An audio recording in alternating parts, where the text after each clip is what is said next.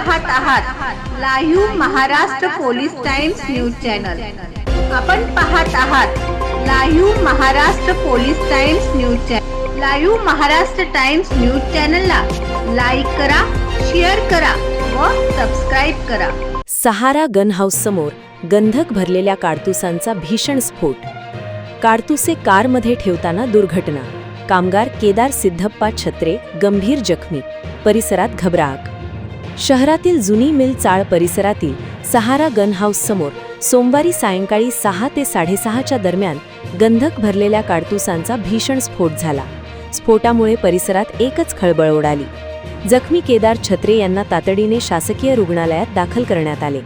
प्राथमिक उपचारानंतर त्यांना पुढील उपचारासाठी सोलापूर मार्कंडेय रुग्णालयात हलविण्यात आले आहे।